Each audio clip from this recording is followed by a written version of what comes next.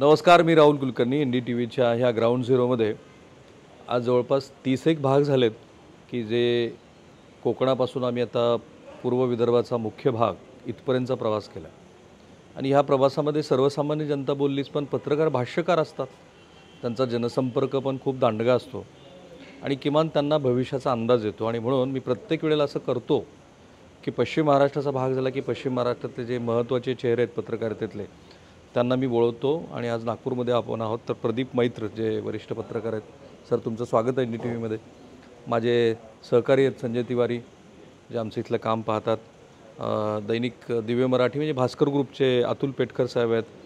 पुढारीचे राजेंद्र उट्टलवार आहेत. आणि माझे जुने सहकारी आहेत योगेश पांडे, जे माझ्याबरोबर माझ्या पूर्वीच्या वाहिनीमध्ये काम करत होते. सो सगळ्यांना तेच की मी आज जेवढं फिरलो आहे त्याबद्दलचं माझं आकलन मी तुम्हाला सांगेनच.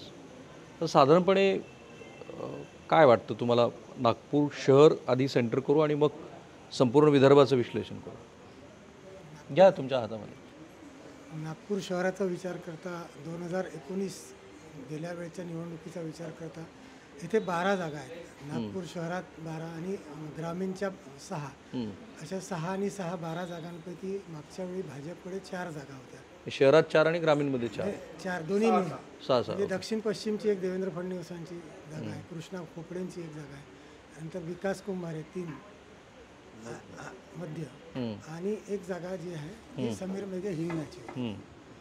त्यामुळे यावेळी देखील आता ज्या जाहीर झालेल्या जागा आहे पहिल्या टप्प्यातल्या, पहिल्या जी यादी भाजपने जाहीर केलेली आहे तिथे पण कृष्णा खोपडे, नंतर मोहन मते दक्षिण आणि दक्षिण पश्चिम, अशी ह्या ज्या 3 जागा आणि एक समीर मेघे, अशा 4 जागा पहिल्या टप्प्यात जाहीर झालेल्या आहेत. आणि एक जागा जी आहे महाराष्ट्रामध्ये महायुतीचे जागा वाटप किंवा यादी येण्यापूर्वी जी जाहीर झाली, मुख्यमंत्र्यांनी स्वतः नागपूरमध्ये येऊन जाहीर केलेली आहे, ती म्हणजे रामटेकची आशिष जयस्वाल यांची जागा आहे. अशा त्या जागा आहेत. बाकी ज्या जागा आहे त्या दुसऱ्या किंवा तिसऱ्या टप्प्यात येतील.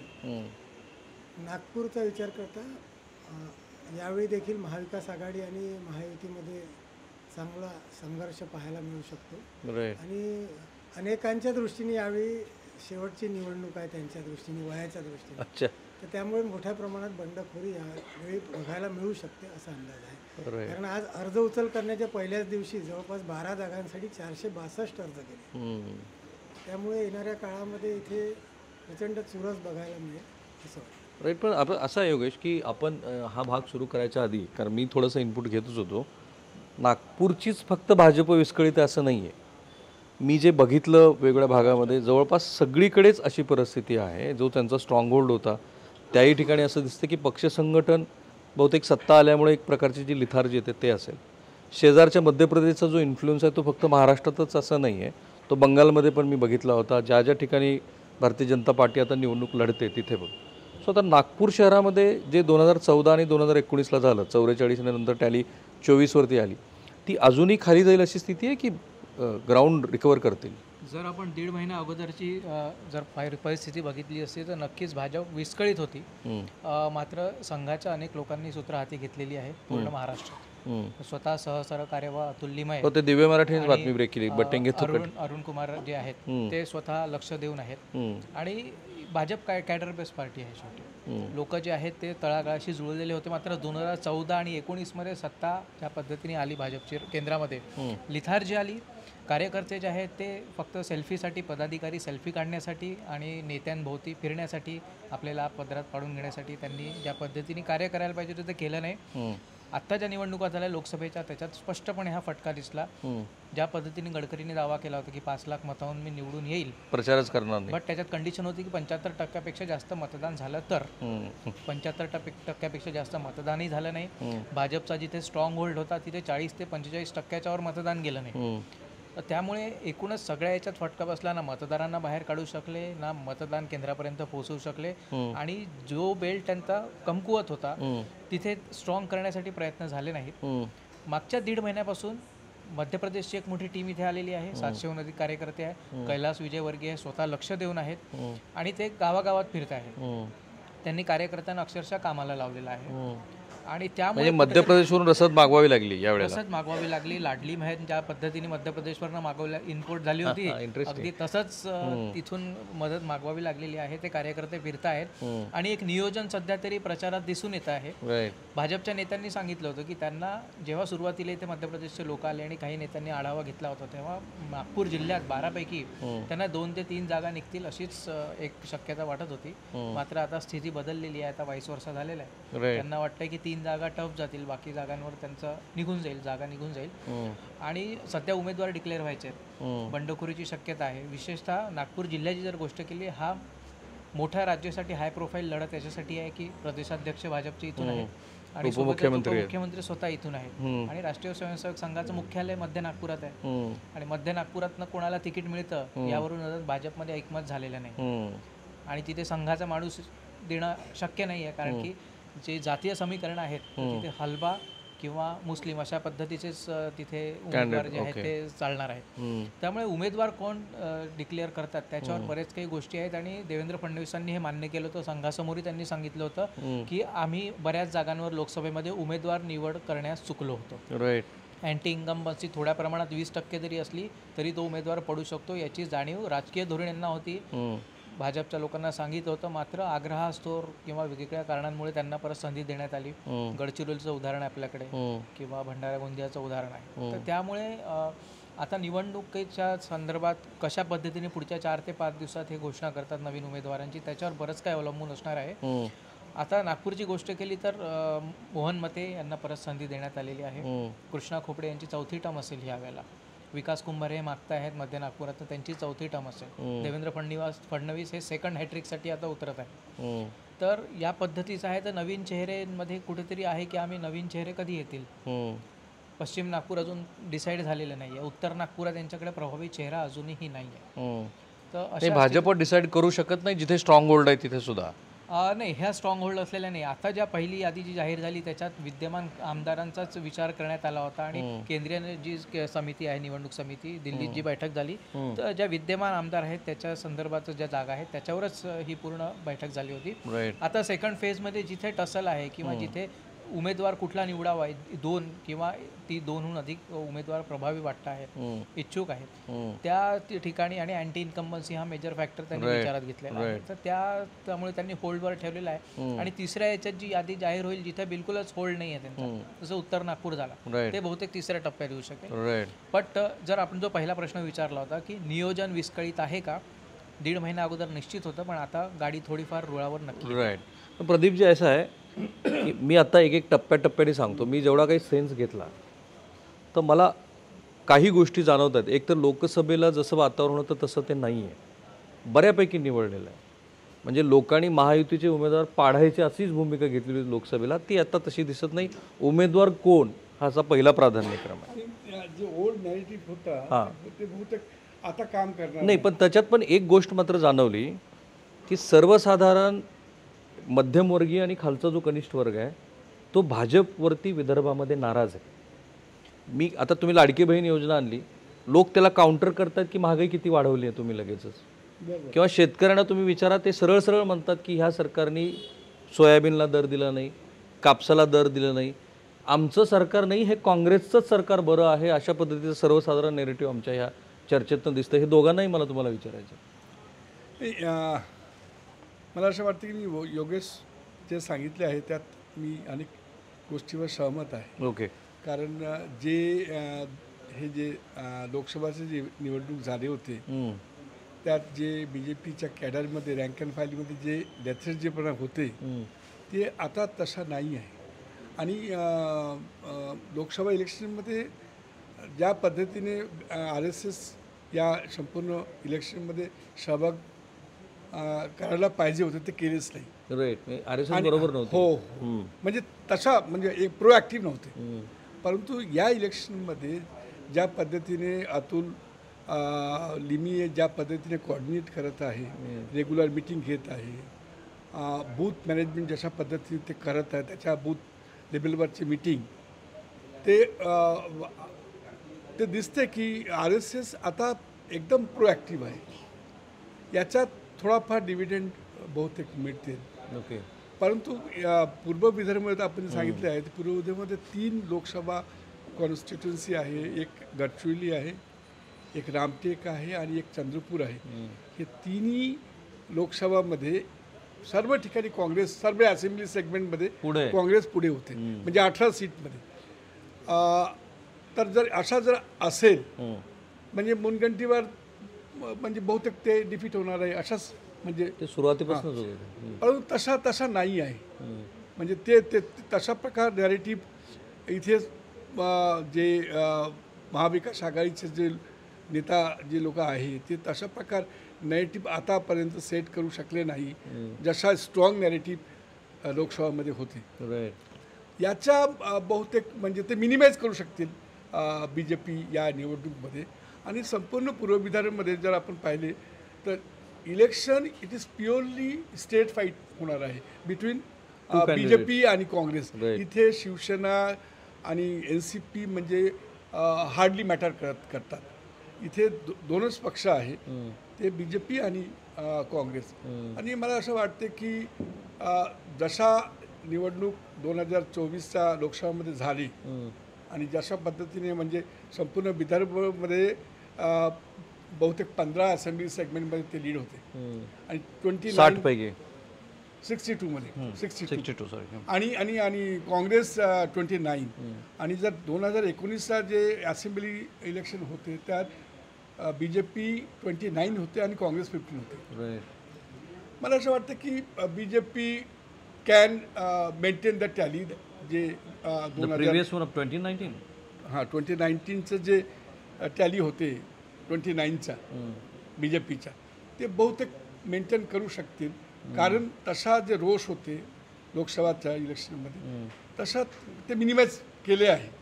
अनेक मिनिमाइज केले आहे. आणखीन एक मला फॅक्टर जाणवला सर की असं आहे की काँग्रेसबद्दल सरप्रायझिंगली खूप पॉझिटिव्हिटी आहे लोकांच्या मनात. आणि ते बोलत असताना काही व्यक्तिमत्वांची नावं घेतात. म्हणजे सरप्रायझिंगली नाना पटोलेबद्दल काही लोक इतक्या सकारात्मक पद्धतीनं बोलताना दिसतात. आणि मी अनेकांना विचारलं की हे सगळे व्हिडिओ आहेतच आमच्या यूट्यूब चॅनलवरती. काँग्रेस का? तर काँग्रेसच्या काळात एवढी महागाई नव्हती, काँग्रेसच्या काळामध्ये एवढं विभाजनवादी राजकारण नव्हतं, काँग्रेसच्या काळामध्ये संविधानाची चर्चा होत नव्हती. जी गोष्ट लोकसभेला होती त्यातल्या बऱ्याच गोष्टी विधानसभेला दिसत आहेत. नाही, एक असं आहे की नाना पटोलेंचं असं आहे की ते फार नशीबवान माणूस आहे. नशीब घेऊन आले ते नाना पटोले. कसं आहे की लोकसभेत आपण ते आता ती म्हण मी इथे वापरावं की नाही अशी शंका आहे. कारण वादग्रस्तमध्ये लोक म्हणतील बा यालाच असं म्हटलं बा. पण ते कसं आहे की ते ती जी म्हण आहे तो शब्द मी वापरत नाही. ते बसायची आणि फांदी तुटायची. अच्छा अच्छा, एकच वेळ होते ना. तसं ते झालं. ते आले योगायोगानं यश मिळत गेलं. तर नाना पटोलेंचं फार कर्तृत्व आहे असं नाही. ओके. आणि नाना पटोले असं आहे ते आपल्या एका कोशात राहतात, त्यांच्या त्या कुंडाळ्यात राहतात. एक सर्कल आहे. हा सर्कल आहे आणि नॉट रिचेबल असतात. नेता कसा असला पाहिजे तर सहज उपलब्ध असला पाहिजे. पण ठीक आहे, आता ते त्यांना श्रेय मिळत आहे. आणि तुम्ही आता बघा ना, आता जेव्हा त्यांनी ताठर भूमिका घेतली की एकही जागा सोडत नाही, म्हणजे 1 इंचही भूमी देणार नाही, तसं विदर्भातली 12 पैकी एकही जागा देणार. पण त्याचं कारण आहे, मी काँग्रेसवाल्यांशी बोललो ना, साधारणपणे 113 ते 120 जागा अशा आहेत की जिथे काँग्रेसच्या सर्व वरिष्ठ नेत्यांना वाटतं की आपला अप्पर हँड आहे. आणि जवळपास मी त्यांच्याकडनं जी BJPची काँग्रेसची विदर्भातली टॅली समजून घेतली तर 62 पैकी 48 जागा आपण जिंकू असा पूर्ण विश्वास काँग्रेसवाल्यांना आहे. मी तो त्यांचा सर्वे पण बघितलाय कोल्हापूरमध्ये. ते सगळे नेते बसले. भाजपही करतं ना. एकनाथ शिंदेला कुणी गारद केलं लोकसभेत? भाजप तर रोज नवीन सर्वे आणि त्यांना जादूच आहे भाजप जवळ. त्यांना काय सर्वे तर कोणी काही करू शकतं. पण what is your take? I mean Congress is सांगितलं 48 सीट मध्ये काँग्रेसचा म्हणजे तिथे प्रभाव आहे ना. It is true.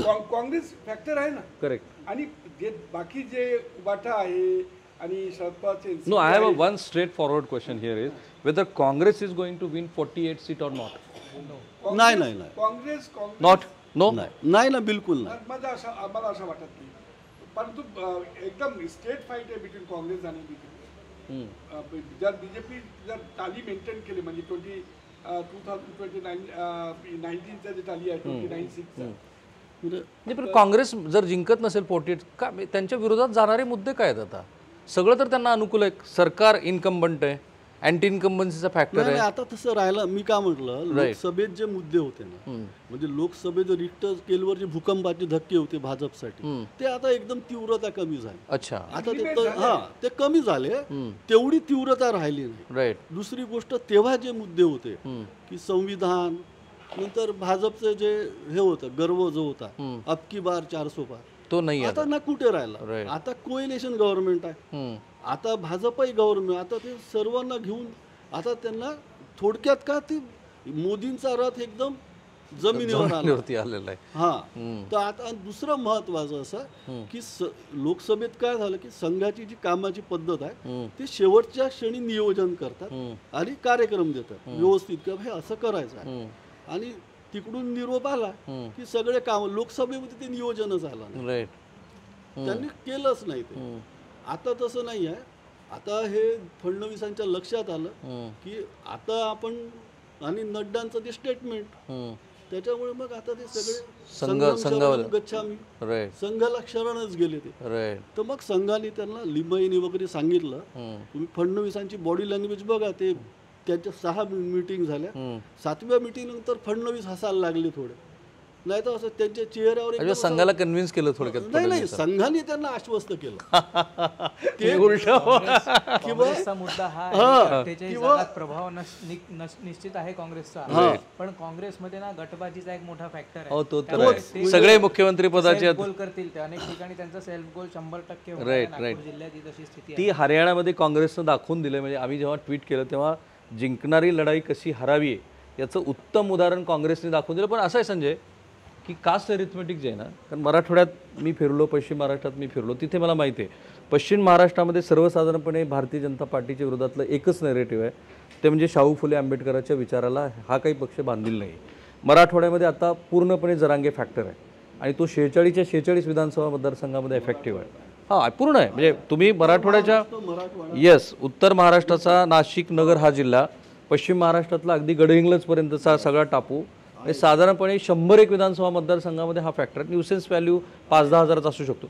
इथे सुद्धा जे कास्ट अरिथमेटिक बनताना दिसतंय, म्हणजे आत्ता मी जेवढे कुणबी लोक आहेत, विशेषतः मराठा कुणबी, त्यांचा आजही ओबीसीतला सहभाग हा आरक्षणाच्या दृष्टीनं महत्त्वाचा असला तरी जी आंतरिक ओढ आहे ती मराठा समाजाच्या प्रती आहे. त्यामुळे तो एक भाव इथे पण मला दिसला की तिकडे जे सुरू आहे त्याचं इथं थोडंसं रिफ्लेक्शन आहे. आणि आता पूर्णपणे जसाचा तसा ओबीसी हा बीजेपीच्या बाजूने नाही उभा राहिला तर चित्र काय राहील, किंवा उभा राहील का तो? अगदी बरोबर प्रश्न आहे. कारण ज्या पद्धतीनं बीजेपीनं प्रत्येक म्हणजे every trick of the book, म्हणजे जे जे शक्य होतं ते ओबीसींना आपल्याकडे पालटवण्यामध्ये जे शक्य होतं ते सगळं त्यांनी केलं. वसतिगृहांचा प्रश्न असेल तो सोडवण्याचा प्रयत्न केला. सुमारे 52 वसतिगृहांचं त्यांनी भूमिपूजन किंवा लोकार्पण केलं. आणि क्रिमिलेअरच्या उत्पन्नाचा क्रिमिलेअरचा जो मर्यादा 15 लाखापर्यंत, आणि इतके सगळे, म्हणजे आपण खूप यादी प्रचंड मोठी आहे. पण मला असं म्हणायचं आहे की या सगळ्या प्रकरणानंतर सुद्धा ओबीसी मधले महत्त्वाचे जे 3, कारण आपल्याला माहिती आहे विदर्भामध्ये मराठा नाही आहे, फारच कमी. करेक्ट. कुणबी, तेली आणि माळी हे 3 ज्या जाती आहेत त्या ओबीसीमध्ये प्राबल्य आहे, आणि वेगवेगळ्या मतदारसंघात त्यांची तशी जागा, त्यांचे तसं प्राबल्य आहे. त्याशिवाय आदिवासीसुद्धा आहेत आपापल्या पॉकेट्समध्ये, आणि अन्य पण पॉकेट्समध्ये आहेत. पण मला इथे असं आणखी एक नवीन मुद्दा असा इथे जाणून घ्यायचा आहे की यावेळेस कोण किती मतांनी जिंकेल, किती फरकाने जिंकेल, हाच अगदी संभ्रमाचा मुद्दा आहे. मला त्याला असं म्हणायचं आहे की ज्या पद्धतीनं पहिल्यांदा महाराष्ट्रात असं घडतंय, पूर्वी 2 आघाड्या होत्या आणि 2 प्रमुख पक्षांच्या त्या 2 आघाड्या होत्या, पण यावेळेस 3 प्रमुख पक्षांच्या त्याचा विदर्भात कुठे असा फार प्रभाव? ऐका ना, पण त्याच्या संदर्भात मला आधी म्हणायचं आहे असं की यावेळेस समजा काँग्रेस जिंकेल तर कोणती काँग्रेस जिंकेल? कारण काँग्रेसचे 2-3 उमेदवार असू शकतात, भाजपचे 2-3 उमेदवार प्रत्येक जागेवर असू शकतात, अन्य पक्षांचे सुद्धा, म्हणजे अर्थातच त्याच्यामध्ये ऑफिशियल तिकिटावरती एकच उमेदवार असेल, पण बाकीचे जे बंडखोर असतील. कारण असं झालेलं आहे की गेल्या 3-4 निवडणुकीपासून, म्हणजे 15-20 वर्षापासून तेच चेहरे दिसत आहेत. यावेळेस सुद्धा अपेक्षा होती नवीन चेहरे येतील, पण तसं झालेलं नाही आहे. त्यामुळे साहजिकच 50-60 वर्ष वयाची उलटून गेलेले कार्यकर्ते किती निष्ठावान असले तरी आता ते विचारतायत आता नाही तर कधी, आम्हाला संधी कधी मिळणार. आणि हे सगळं पक्षात दिसत आहे. ओके. आज जसं आता विठ्ठलवारांनी थोड्या वेळापूर्वी मुद्दा मांडला की पहिल्याच दिवशी 400च्या वर अर्ज घेण्यात आले. तर मुद्दा हाच आहे की लोकांच्या महत्त्वाकांक्षा आहेत आणि लोकांना हे माहिती आहे की फार जास्त निष्ठा हा शब्द महत्त्वाचा आज नाही आहे. तर आपण जिंकू किंवा पाडू, कारण राजकीय पक्षांनी विनेबिलिटी म्हणजे जिंकण्याची शक्ती पाहून उमेदवार ते देत आहेत, पण त्यांनी यांची पाडण्याची शक्ती ते कन्सिडर केलेली नाही. पण एक मुद्दा आहे की जो मी आता संजयजी यांना सांगितला तसाच की सरकारच्या विरोधातले काही गोष्टी आहेत ज्या मी माझ्या मुद्द्यात आता मांडल्या, पण असं आहे की सरकारला याची पुरेपूर जाणीव होतीच आणि म्हणूनच 45,000 कोटी रुपयाची लाडकी बहीण योजना आणली. शेतकऱ्यांना मागच्या वेळेचं जे सोयाबीनचं अनुदान होतं ते दिलं. तुमच्याकडे कापूस खरेदी केंद्र अजून सुरू नाहीच झालेली पण त्याची घोषणा केली. सोयाबीनच्या खरेदी केंद्राची घोषणा केली. याचा काही पॉझिटिव्ह इफेक्ट होईल शेवटच्या टप्प्यात? जसं जसं लाडकी बहीण योजना, वयोश्री असो किंवा युवकांसाठीच्या ज्या योजनांचा गवगवा जो सरकारच्या माध्यमातून केला जातो, लाडकी बहीणचा निश्चितच फायदा आहे. पण राहुलजी, जसं आपण म्हटलं की विदर्भामध्ये याही गोष्टीचा आता हळूहळू नवीन मुद्दा जो आहे की 1,500 रुपये देऊन 15,000 तुम्ही काढताय. करेक्ट. हे जे लोकांमध्ये भावना निर्माण होऊन राहिलेली आहे, सिलेंडरचे वाढलेल्या किमती, 3 सिलेंडर देत आहे की सर्वसामान्यांचं काही तऱ्हाचं इलेक्ट्रिकचं बिल जे वाढलेलं आहे जून महिन्यापासून, म्हणजे 300 युनिटच्या वर 5 रुपयाचं हाईक एकदम जे आलेली आहे, 300पर्यंत 100पर्यंत हे जे स्लॅब आलेले आहे त्याचा मध्यमवर्गीयांवर मोठ्या प्रमाणात फटका बसू शकतो त्याचा. आणि ही जी नाराजी आहे की लाडकी बहिणींना जो तुम्ही पैसा दिलेला आहे पण आमच्या खिशातून महागाईच्या पोटी आता दिवाळीच्या तोंडावरची गोडे तेलांमध्ये झालेली दरवाढ आहे त्याचा मोठा फटका बसू शकतो. दिसतोय तुम्हाला प्रत्यक्षात प्रत्येक जणाकडे तुम्ही बोंब घेऊन गेलात की प्रत्येक जण म्हणतोय 95 रुपये. गेल्या आठवड्याभरात दिवाळीच्या तोंडावर मार्केटमध्ये जी म्हणजे शेवटी हा आलेला पैसा पुन्हा मार्केटमध्येच गेलेला आहे. हे जे यांचं म्हणणं आहे की अर्थशास्त्र जे आहे त्याचा फायदा अर्थशास्त्राला आहे, पैसा खेळतं भांडवलच्या रूपात तो मार्केटमध्ये येत आहे, निश्चित आहे. पण तो पैसा शेवटी कुठे जाणारा कुठे आहे? आणि म्हणजे यांच्या दृष्टीने तर तो खरेदीमध्ये तो पैसा चाललेलाच आहे. पण महागाई जी वाढलेली आहे सर्वसामान्यांची, तर तो मुद्दा विरोधक कसा हाताळतात यावर त्यांचं त्यांनी हाताळायची काही गरज नाही. योगेश असं आहे आणि शेतकऱ्यांच्या दृष्टीने ग्रामीणमध्ये शेतकऱ्यांच्या दृष्टीने पण नाराज. लाडकी बहीण जे याचे जे बेनिफिशरी जे आहे ते मॅक्झिमम हे दलित आणि मुस्लिम कम्युनिटीचं आहे. नाही, बेनिफिशियरी सगळेच आहे मॅक्झिमम जे आहे ते Dalit. I don't think so, because मैं जितने लोगों को मिल रहा हूँ ऐसा कोई तबका बचा ही नहीं है. मुझे फिर भी मेरे को लगता है कि इसमें बहुत ज़्यादा प्रमाण में आपको मुस्लिम, क्योंकि गरीब लोग ज़्यादा आपको उनमें मिलेगा और दलित भी है जो बीजेपी विरोधी है. अच्छा, वो तो जो बीजेपी विरोधी है तो इसको बीजेपी ये जो नैरेटिव अभी जो दे रहा है नहीं, लेकिन उसमें एक तोड़ लाया है बीजेपी. मैं बताता हूँ आपको, ये जो आखिरी 2 दिन पहले वाला जो GR आया जिसमें SC कम्युनिटी में वर्गीकरण वाला मामला बीजेपी लेके आई है, मैं तो ये देख रहा था कि सबसे ज़्यादा अगर उसका इफेक्ट होगा तो वो विदर्भ से लेके मध्य मराठवाड़ा महाराष्ट्र में होगा. क्योंकि आप अब क्या कर रहे हो, बौद्ध को आपने अलग निकाल दिया है, तो बाकी जो तबका है वो आपने एक मैसेज दे दिया है कि भाई हम आपके साथ में. मातंग को उन्होंने बोला है.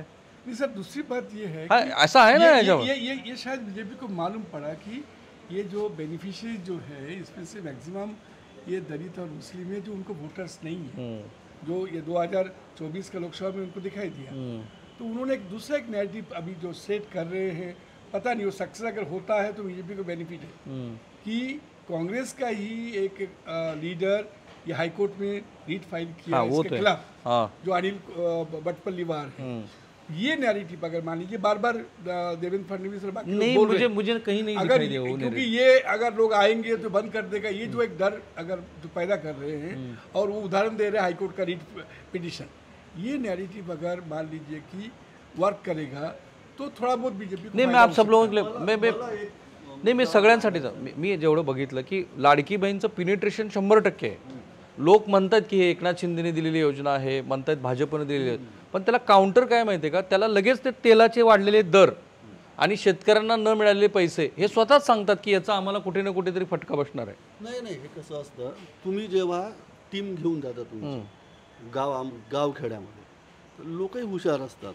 म्हणजे ते तुमच्यासमोर छान बोलतात. अच्छा, हा. ओके. म्हणजे त्यांचंही ठरलं, अरे टीव्हीवर दिसते का पण ते तर ते आपले बोलतात ते, पण प्रत्यक्षात तसं नाही, काहीच नाही. ओके. म्हणजे तुम्हाला आता तुम्ही जे तयार करून गेलं तुमचं मत की अरे झालं, असं नाही आहे. आदल्या रात्री जे असते ना त्याच्यात सरक ठरते शेवटी, तर काही होत नाही. लोक म्हणजे याचे गणितच फार वेगळे राहते. आणि दुसरं कसं आहे, नाही, पण लाडकी बहीणचा फायदा होईल की नाही? होईल होईल 100 म्हणजे 5%, 10% नाही, वोट शेअर जास्त होईल, जास्त होईल. हो हो. त्याचं कसं आहे बघा, कनिष्ठ मध्यमवर्गीय, मध्यमवर्गीय आणि हे असं सगळ्यांनीच त्याचा लाभ घेतला आहे. आणि त्याच्यात एक सकारात्मक आहे किंवा त्याच्यात नंतर काही साईड इफेक्ट, जसं आयुर्वेदाचे साईड इफेक्ट होतात तसे आहे, पण ते निवडणुकीत लोक लक्षात नाही घेत.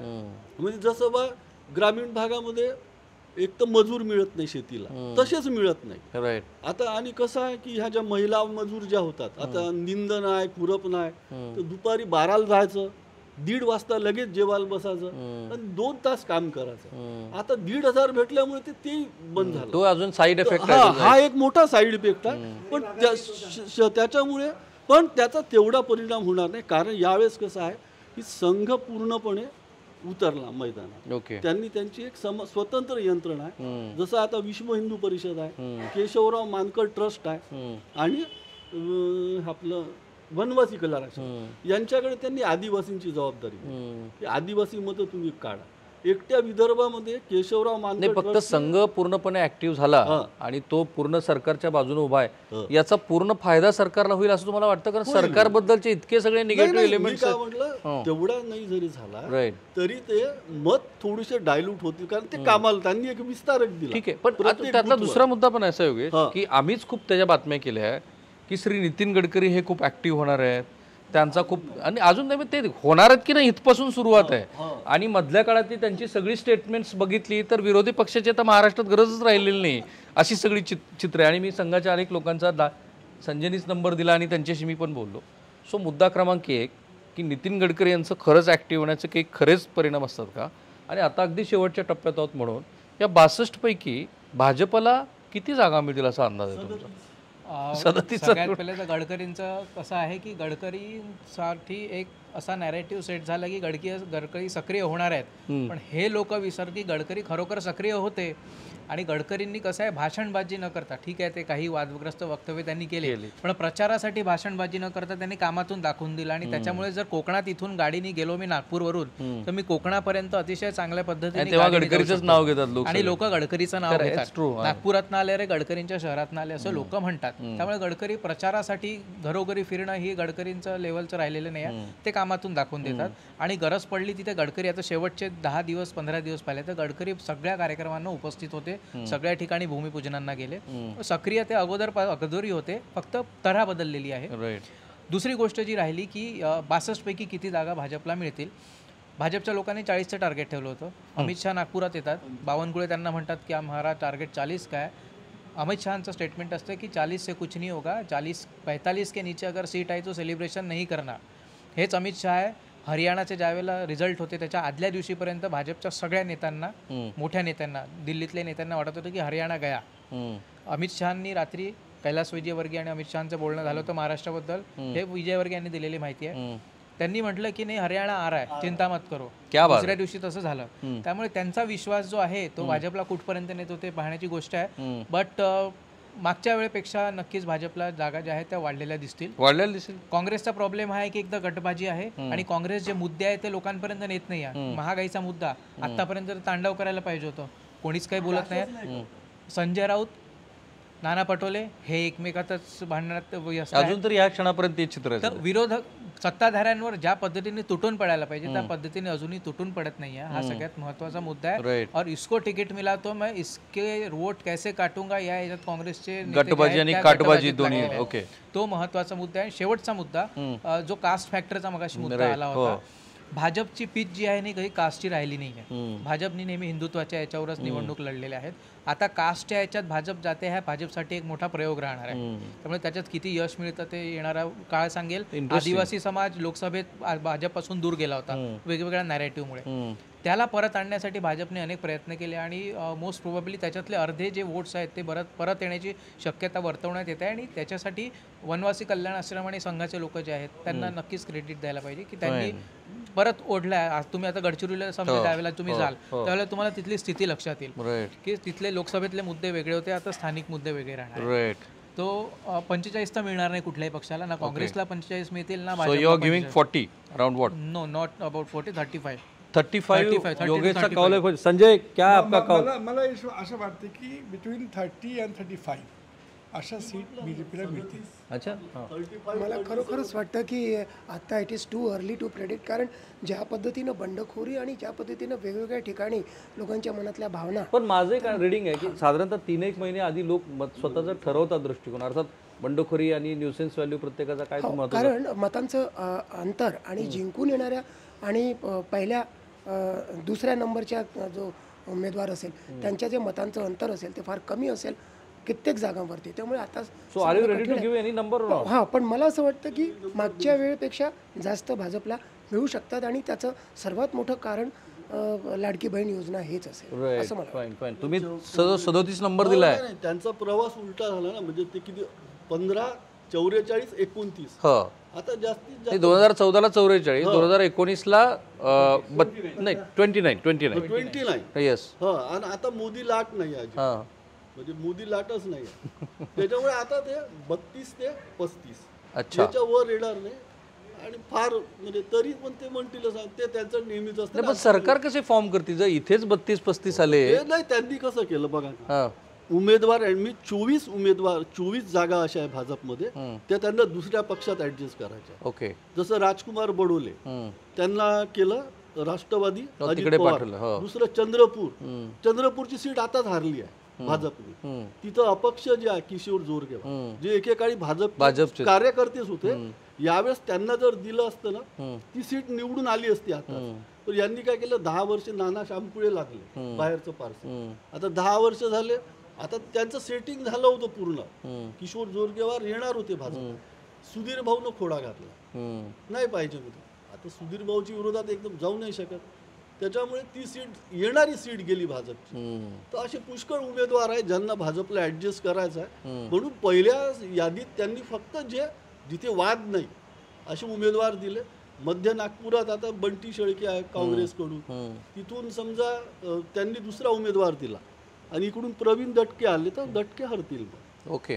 ते दटके नाही राहू शकत मग मतदारसंघात, अशी स्थिती आहे. उत्तर तुमचा नंबर आहे 35 ते 37. यस, 35. सर तुमचा फायनल नंबर काय असणार आहे साधारणपणे? साधारणतः 30 ते 32 पर्यंत राहील आणि अपक्षांची संख्या वाढेल असा अंदाज. म्हणजे 95 सारखा महाराष्ट्रात होईल असं? 95 सारखं हे होईल. आणि शेवटी ते सांगली पॅटर्ननी अनेक लोक मग शेवटी तो तर सगळ्याच पक्षांना भीती आहे. पक्षात ते जातील आणि त्यामुळे त्याची सुरुवात आता झालेली आहे.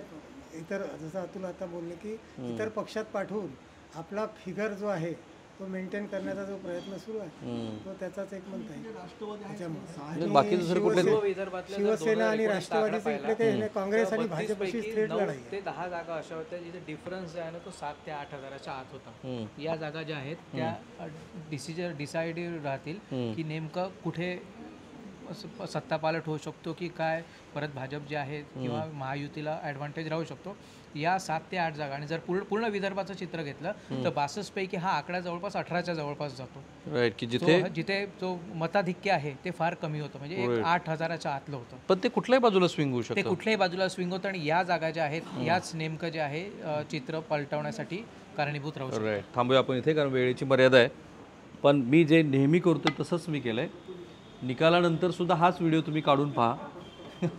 आणि नंबर गेम्समध्ये हल्ली थोडंसं कठीण झालं आहे कारण मतदार फार चाणाक्ष झाला आहे. जसं त्यांनी म्हणाले की कॅमेऱ्यासमोर तो एकदा बोलतो, पण माझं स्वतःचं आकलन असं आहे की साधारणपणे सगळ्या देशातल्या अनेक राज्यातल्या निवडणुका कव्हर केल्यानंतर मी अगदी ठामपणे म्हणू शकतो की सर्वसाधारण जनभावना जी असते ती 3-1 महिने आधीपासून तयार व्हायला सुरुवात होते.